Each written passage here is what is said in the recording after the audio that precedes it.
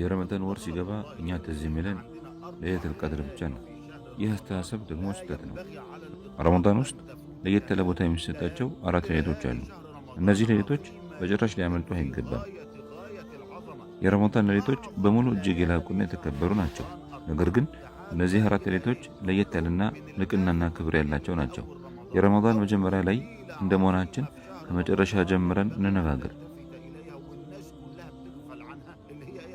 መጀመሪያዋ ለየት ያለ ልቅና የተሰጣት የረመዳን ሌሊት የረመዳን የመጨረሻው ሌሊት ናት።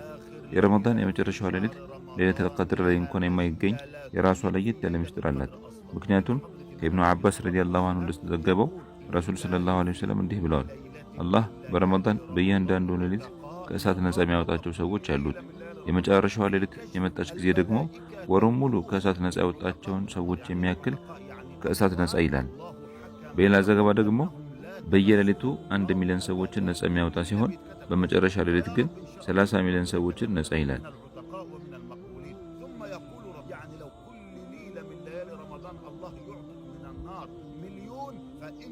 ሰሃቦች ይህንን ሲሰሙ አንቱ የአላህ መልእክተኛ ሆይ ታዲያ ያቺ ሌሊት ለይለቱል ቀድር ናት ብለው ጠየቁ። ረሱልም ሰለላሁ ዐለይሂ ወሰለም ሰራተኞች ስራቸውን ሲጨርሱ ደሞዝ እንደሚከፈላቸው አላስተዋላችሁምን? የረመዳን የመጨረሻው ሌሊት ላይ አላህ ለሙእሚኖች ደሞዛቸውን የሚከፍልባት ሌሊት ናት ብለው መለሱ። ስለዚህ የረመዳን የመጨረሻው ሌሊት ለይለቱል ቀድር ላይ እንኳን የማይገኝ ለየት ያለ ምስጢር አላት ማለት ነው።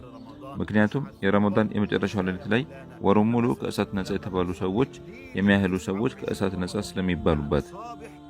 ሌላው ይችን የመጨረሻውን የረመዳን ሌሊት ከለይለቱል ቀድር ለየት የሚያደርጋት ነገር ተለይታ ታውቃ መቀመጧ ነው። ለይለቱል ቀድር መቼ እንደሆነ በግልጽ አይታወቅም።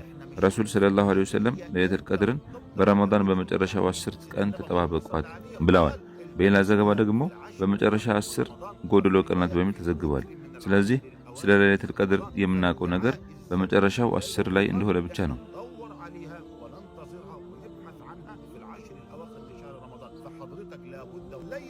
ሁለተኛዋ ለየት ያለች የረመዳን ሌሊት ለይለቱል ቀድር ናት።